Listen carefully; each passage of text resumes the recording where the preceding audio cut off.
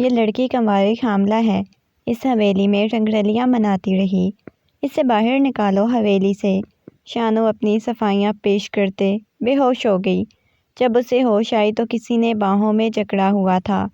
کس کس کو اپنے اس وجود کا دیدار کرواتی رہی ہو جو حاملہ ہو گئی ہو؟ مجھے بھی ایک رات ریلیکس کر دو۔ بڑے شاہ اپنے کھردرے سیاہ ہاتھ اس کی گال پر پھیرتے اس کی دھڑکنوں کو مسل۔ اگر آپ نے مجھے چھوڑ دیا تو مجھے کون قبول کرے گا؟ آپ مجھے کبھی چھوڑیں گے تو نہیں؟ وہ آنکھوں میں نمی لیے پوچھ رہی تھی۔ اس کا ہاتھ شہویز کی گرفت میں تھا۔ اس کے ہاتھ کو اپنے لبوں سے لگاتا ہوا کہنے لگا، کیوں شانو تم اتنا خوف کھاتی ہو؟ میں تمہیں کبھی نہیں چھوڑوں گا، ہمیشہ تمہیں اپنے پاس رکھوں گا۔ اور اس کے بالوں کو سہلا رہا تھا۔ اس کے سینے پہ سر ٹکائے آنکھیں بند کیے دھیرے دھیرے اس کے ساتھ باتیں کر رہی تھی۔ شاہ، آپ سچ میں مجھ سے اتنی زیادہ محبت کرتے ہیں؟ میں تو ایک عام سی لڑکی اس گھر میں ملازمہ ہوں، اس کے باوجود آپ مجھے یہاں اپنے بستر پر جگہ دی ہوئی۔ وہ اپنے سر کو اٹھا کر کہنے لگی۔ شہویز نے مسکراتے ہوئے اس لڑکی کی طرف دیکھا جس کے چہرے پر دنیا جہان کی معصومیت چھائی ہوئی تھی۔ اس نے جھک کر اس کی پیشانی پر بوسہ دیا اور کہنے لگا، اگر تمہیں یہاں جگہ دی ہوئی ہے نا، شہویز کی دسترس میں تم موجود ہو، شہویز کی باہوں میں تم موجود ہو، تو شہویز تمہیں کبھی نہیں چھوڑے گا۔ یہ کہہ کر وہ اس کی کمر پر اپنی گرفت ڈھیلی کر چکا تھا۔ وہ کہنے لگی، مجھے ڈر لگتا ہے آپ بی جان کے کہنے پر کسی اور لڑکی کے ساتھ شادی کر لیں گے، مجھے چھوڑ دیں گے۔ وہ آنکھوں میں نمی لیے بولی، پلیز شانو تم رونا بند کرو۔ وہ اس کے ہاتھ کو اب نرمی سے سہلا رہا تھا۔ شانو کی نظریں گھڑی کی طرف گئیں جہاں پر رات کے تقریباً 2 بج چکے تھے۔ شاہ، مجھے اپنے کوارٹر میں جانا چاہیے۔ اگر کسی نے مجھے آپ کے کمرے میں دیکھ لیا تو پھر مسئلہ ہو جائے گا، آپ کو پتہ ہے، پھر باقی ملازمائیں شک کرتی ہیں۔ یہ کہہ کر وہ دور ہٹنے لگی۔ جب شہویز نے بازو سے پکڑ کر اسے اپنے اور قریب کر لیا، میں نے تمہیں دور جانے کی اجازت نہیں دی، کچھ دیر کے لیے میرے پاس ٹھہر جاؤ، تمہاری قربت میں مجھے بہت سکون ملتا ہے۔ جب تم دور چلی جاتی ہو تو میں بہت بے چین ہو جاتا ہوں۔ اس معصوم سی شانو کے جذبات کے ساتھ مکمل طور پر کھیلنے کی کوشش کر رہا تھا۔ شانو اس بات سے انجان تھی کہ وہ شخص اس کے ساتھ کیا کرے گا۔ وہ تو اس کی محبت کے جال میں پھنس چکی تھی، اپنا آپ اسے سونپ چکی تھی، اس بات سے انجان کہ وہ تو صرف اسے استعمال کر رہا ہے۔ جو شانو اسے دے رہی تھی اسے بس وہی چاہیے تھا۔ شاہ، مجھے بہت زیادہ نیند آئی ہوئی ہے، ورنہ میں یہیں پہ سو جاؤں گی۔ وہ اپنی بند ہوتی آنکھوں کو بمشکل کھولتے ہوئے بولی، کوئی بات نہیں، سو بھی گئی تو میں اٹھا کر تمہیں تمہارے کوارٹر میں چھوڑ آؤں گا۔ وہ ایک آنکھ دباتا ہوا بولا تو وہ شرم سے لال ہو گئی اور اس کے سینے میں چہرہ چھپا گئی۔ شاہ، ایسے باتیں کیوں کرتے ہیں؟ اس کے قمیض کے بٹنوں کے ساتھ کھیلتے ہوئے بولی، کیونکہ تم بہت خوبصورت اور حسین ہو، تمہارے ساتھ ایسی باتیں کرنے کا دل کرتا ہے۔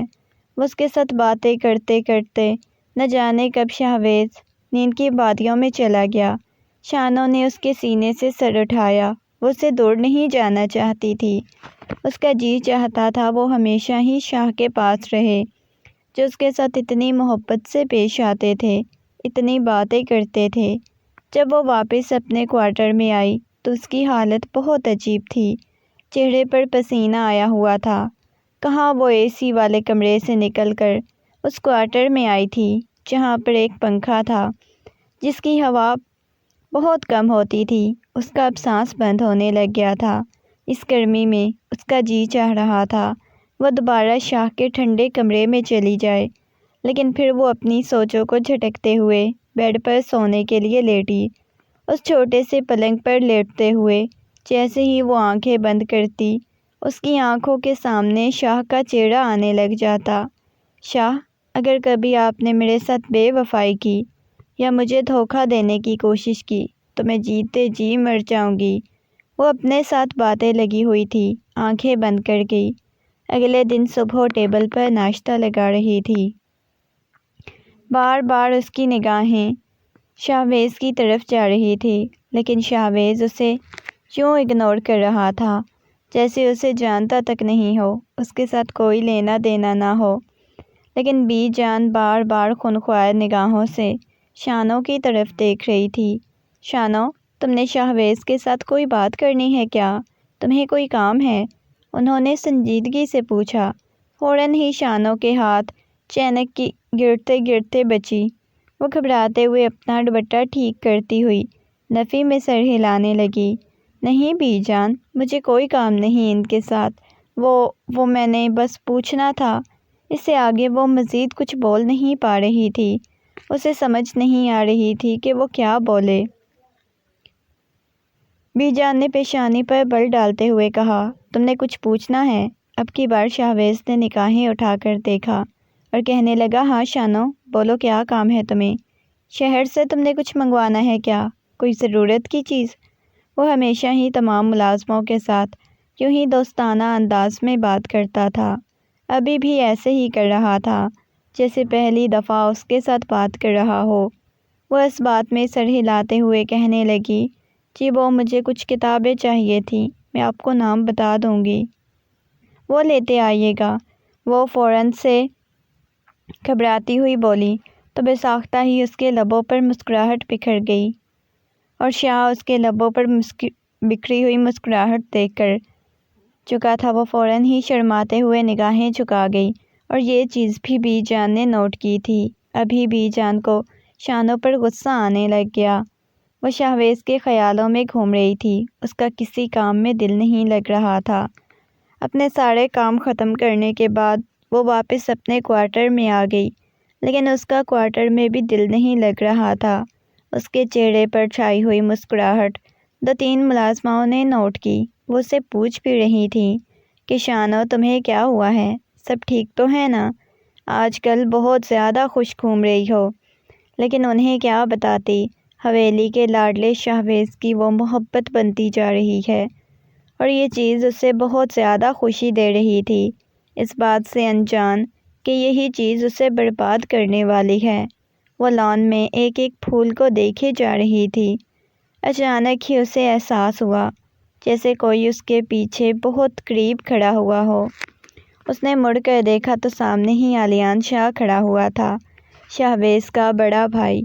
وہ گھبراتے ہوئے جلدی سے اپنا دوپٹہ ٹھیک کرتے ہوئے کہنے لگی، بڑے شاہ جی، آپ کو کچھ چاہیے تھا کیا؟ وہ گھبراتے ہوئے بولی۔ جس قدر وہ حسین تھی، کوئی بھی مرد اسے دیکھ کر پاگل ہو سکتا تھا۔ اس وقت علیان بھی یوں ہی اس کی طرف دیکھے جا رہا تھا، کہنے لگا، ہاں چاہیے تو بہت کچھ، لیکن مجھے معلوم ہے مجھے کچھ بھی نہیں ملے گا، اس وجہ سے بس دیکھ کے ہی گزارا کر لیتا ہوں۔ جس طرح وہ بولے تھے، شانو کو سمجھ نہیں آئی تھی ان کی باتوں کی۔ اتنے میں پیچھے سے علیان کو اپنے نام کی پکار سنائی دی۔ فوراً ہی انہوں نے مڑ کر پیچھے دیکھا تو سامنے ہی شاہویز کھڑا ہوا تھا۔ کہنے لگا، بھائی آپ یہاں پر کیوں کھڑے ہوئے ہیں؟ وہ شانو کی طرف دیکھ رہا تھا اور آنکھوں ہی آنکھوں میں اسے وہاں سے جانے کا اشارہ کر رہا تھا۔ نہ جانے کیوں شاہویز کو اپنے بھائی کے شانو کے اتنے قریب کھڑا ہونا اچھا نہیں لگا، اس وجہ سے وہ اپنے بھائی کے ساتھ باتوں میں مگن ہو گیا۔ رات کے وقت وہ کافی دیر تک انتظار کرتا رہا، لیکن شانو کمرے میں نہیں آئی۔ اب اسے بہت زیادہ بے تابی ہونے لگ گئی، اسے ایک عادت سی ہوتی جا رہی تھی شانو کی۔ اب اسے غصہ آنے لگ گیا۔ اس نے بولا بھی تھا کہ کمرے میں آ جایا کرو، لیکن وہ نہیں آتی تھی، اور یہ چیز اب اسے غصہ دلا رہی تھی۔ ابھی وہ کمرے سے باہر جانے کے لیے بیڈ سے اٹھی ہی تھی جب دروازے پر دستک ہوئی۔ اس نے اٹھ کر دروازہ کھولا تو سامنے ہی شانو کھڑی ہوئی تھی۔ شانو کو کمرے میں آنے کا کہا اور غصے میں کہنے لگا، کہاں مر گئی تھی؟ کب سے میں تمہارا انتظار کر رہا ہوں۔ جس انداز میں غصے میں بولا تھا، شانو تو ڈر کر سہم گئی تھی۔ کہنے لگی، وہ میں۔ آگے اس کی حلق سے آواز بھی نہیں نکل رہی تھی۔ وہ غصے میں اسے پیچھے دیوار کے ساتھ لگاتا ہوا کہنے لگا، آج کے بعد اگر میں نے تمہیں کسی بھی حویلی کے مرد کے اتنا قریب دیکھا تو سوچ لینا پھر میں تمہارا کیا حشر کروں گا۔ وہ جس انداز میں بول رہا تھا، آج شانو نے پہلی دفعہ اسے اتنا غصے میں دیکھا۔ وہ کہنے لگی، کیا ہو گیا ہے؟ وہ آپ کے بھائی بڑے شاہ جی، انہوں نے بلایا تھا، وہ خود ہی میرے پاس آ گئے تھے۔ وہ معصومیت سے اپنی صفائی پیش کرنے کی کوشش کر رہی تھی۔ خبردار جو دوبارہ تم نے کچھ بولنے کی کوشش کی، یہ کہہ کر اگلے ہی لمحے وہ اسے اپنی باہوں میں اٹھا چکا تھا۔ وہ اس کی باہوں میں مچلتے ہوئے کہنے لگی، اتاریں مجھے، میں نیچے گر جاؤں گی۔ اس کی بات سن کر شاہویز مسکراتا ہوا بولا، مجھے تو ایسا فیل ہو رہا ہے میں نے کسی پھول کو اٹھایا ہوا ہے، اب تو بالکل بھی وزنی نہیں۔ یہ کہہ کر وہ اسے بیڈ پر لٹا چکا تھا، اب مسلسل اس کے چہرے کی طرف دیکھتا ہوا کہنے لگا، تمہیں معلوم ہے تم مجھے دنیا جہان کی حسین ترین لڑکی لگتی ہو، اتنی حسین لگتی ہو کہ جی چاہتا ہے تمہیں بس دیکھتا رہوں۔ وہ جس طرح بول رہا تھا وہ مسلسل شرمائے جا رہی تھی۔ شرماتے ہوئے کہنے لگی، آپ ایسی باتیں کیوں کرتے ہیں؟ مجھے بہت زیادہ شرم آتی ہے۔ وہ کہنے لگا، اور تم شرماتے ہوئے بہت پیاری لگتی ہو، کیوٹ لگتی ہو۔ یہ کہہ کر اس کی پھولی گال کو کھینچا تھا، بہت حسین تھی۔ کہنے لگا، تمہیں معلوم ہے تمہیں ملازمہ نہیں بلکہ میرے دل کی رانی ہونا چاہیے۔ وہ جس انداز میں باتیں کیے جا رہا تھا وہ مسلسل شرمائے جا رہی تھی۔ اگلے ہی لمحے وہ اسے دوبارہ اپنے قریب کر چکا تھا، کہنے لگا، بہت حسین لڑکی ہو تم، تمہیں معلوم ہے تمہیں بہت زیادہ ٹوٹ کر چاہنے کو دل کرتا ہے۔ یہ کہہ کر وہ اس کے اوپر جھک چکا تھا۔ وہ شرم سے لال ہوتی، اسے خود سے دور کرنے کی کوشش کرتی، لیکن وہ مکمل طور پر اس پر چھا چکا تھا۔ ایک اور شانو کی رات اپنے نام کر چکا تھا۔ آج شانو کو بہت زیادہ شرم آ رہی تھی اور ایک عجیب سا خوف بھی محسوس ہو رہا تھا۔ آج پھر بار بار شاہویز سے وہی سوال کر رہی تھی، شاہویز کبھی آپ مجھے چھوڑیں گے تو نہیں؟ کبھی ایسا تو نہیں بولیں گے کہ میں ایک ملازمہ ہوں، آپ کا اسٹینڈرڈ ہائی ہے، آپ کبھی مجھے اپنے ساتھ نہیں رکھ سکتے؟ یہ سن کر شاہویز کہنے لگا، تمہیں ایسی باتیں کیوں سوچتی ہو؟ مجھے اس چیز کی سمجھ نہیں آتی، میں نے کبھی تمہیں ایسا کہا ہے؟ بتاؤ مجھے۔ وہ اس کے چہرے کو اپنے ہاتھوں کے پیالے میں بھرتا ہوا بولنے لگا، اس کی معصوم سی شکل دیکھے جا رہا تھا۔ وہ نفی میں سر ہلاتے ہوئے کہنے لگی، نہیں، کبھی بھی نہیں کہا، لیکن پھر بھی مجھے ڈر لگتا ہے، کبھی آپ کہہ بھی سکتے ہیں۔ آپ اتنے زیادہ امیر ہیں جبکہ میں ایک ملازمہ ہوں، مجھے اپنے ملازمہ ہونے سے خوف آتا ہے کہ آپ کیوں ایک ملازمہ کو قبول کریں گے؟ مجھ سے زیادہ حسین اور پیاری لڑکیاں ہیں۔ اس کی بات سن کر شاہویز محبت سے بولا، کوئی بھی پیاری اور حسین لڑکی نہیں، صرف تم میری ہو۔ یہ کہہ کر وہ اسے اپنی باہوں کے حصار میں لے چکا تھا، کہنے لگا، اچھا سنو، تمہیں معلوم ہے میں نے کچھ دن کے لیے دوسرے شہر جانا ہے تو ہماری ملاقات ہی نہیں ہو سکے گی 1 مہینے تک۔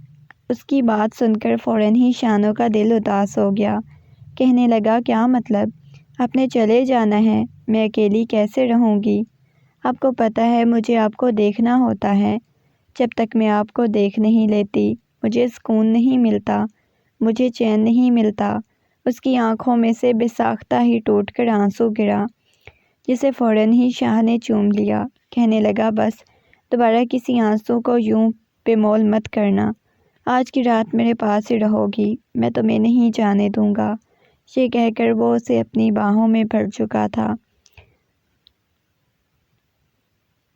وہ بار بار کہتی رہی، مجھے خوف محسوس ہوتا ہے، لیکن شاہ کہنے لگا، دیکھو، خوف کھانے کی ضرورت نہیں، تم شاہ کے بہت قریب ہو، شاہ کی بیوی ہو۔ اس کے کان میں سرگوشیانہ انداز میں کہنے لگا۔ وہ جب بھی یہ بولتا کہ تم شاہ کی بیوی ہو، اسے ایسا محسوس ہوتا جیسے اسے سلطنت مل گئی ہو۔ وہ کہنے لگی، آپ نے کب اس حویلی والوں کو میرے بارے میں بتانا ہے؟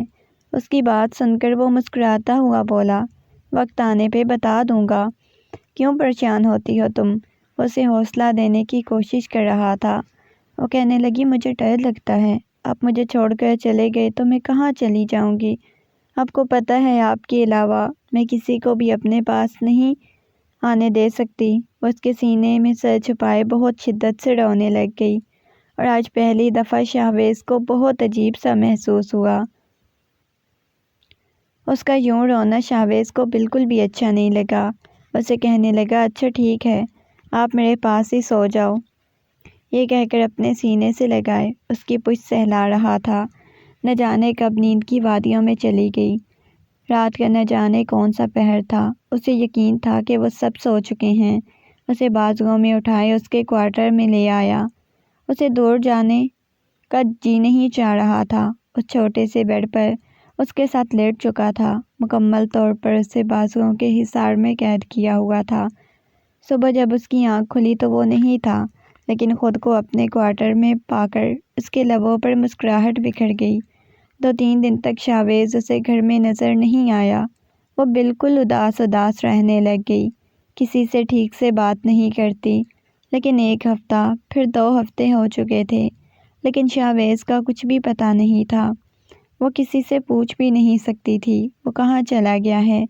وہ اسے رابطہ بھی نہیں کر سکتی تھی، کیونکہ اس کے پاس تو موبائل ہی نہیں تھا۔ اس وجہ سے اب انتظار کر رہی تھی کہ کب شہباز آتا ہے۔ آج صبح سے اپنی طبیعت بہت خراب محسوس ہو رہی تھی۔ وہ جیسے ہی کام کرتی اسے اپنا سر گھومتا ہوا محسوس ہونے لگتا۔ اس وجہ سے وہ لاؤنج میں بیٹھ چکی تھی۔ سارے کام ختم کرنے کے بعد بی جان کے پاس آ گئی۔ بی جان کہنے لگی کیا ہوا ہے؟ اتنی زیادہ پریشان اور کھوئی لگ رہی ہو۔ بی جان کے پاس لاؤنج میں آ کے بیٹھی۔ تم یہاں پر کیوں بیٹھی ہوئی ہو؟ وہ نرمی سے پوچھنے لگی۔ وہ نفی میں سر ہلاتے ہوئے اپنا دوپٹہ ٹھیک کرتے ہوئے اٹھی، کہنے لگی نہیں، کچھ بھی نہیں ہوا، بس ویسے ہی بیٹھی ہوئی تھی۔ یہ کہہ کر وہ اٹھ کر جانے لگی، جب اچانک اس کا سر چکرایا۔ وہ دوبارہ پیچھے صوفے پر بیٹھ گئی۔ اب کی بار اسے اپنی آنکھوں کے سامنے ہر چیز گھومتی ہوئی نظر آئی۔ بار بار وہ پوچھنے لگی کیا ہوا ہے، لیکن وہ کوئی جواب نہیں دے رہی تھی۔ اگلے ہی لمحے وہ گر کر بے ہوش ہو گئی، اور اسے بے ہوش ہوتا دیکھ کر بی جان پریشان ہو گئی۔ فوراً ڈاکٹر کو بلایا۔ ڈاکٹر اس کا چیک اپ کرنے کے بعد کہنے لگی دیکھیں پریشانی کی کوئی بات نہیں، ایسی کنڈیشن میں چکر آتے ہیں، وامٹنگ ہونے لگ جاتی ہے۔ ڈاکٹر اپنے پروفیشنل انداز میں بتا رہی تھی، اور بی جان نہ سمجھی کے عالم میں دیکھ رہی تھی۔ ڈاکٹر کے جانے کے بعد وہ غصے میں تھی، ایسا لگ رہا تھا اس کا قتل کر دیں گی۔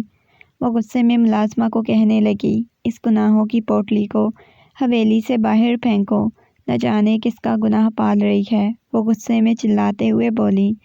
یہ سن کر وہ تو اپنی ٹانگوں پر کھڑی بھی نہیں ہو پا رہی تھی۔ نفی میں سر ہلاتے ہوئے کہنے لگی نہیں پلیز، مجھے اس حویلی سے باہر مت نکالیے گا، مجھے تھوڑا سا ٹائم دیں، میں آپ کو ساری سچائی بتا دوں گی۔ اس وقت کبھی بھی شہباز کا نام نہیں لینا چاہتی تھی کہ اس نے شہباز کے ساتھ نکاح کیا ہوا ہے، لیکن بی جان غصے میں ملازمہ کو کہنے لگی باہر نکالو۔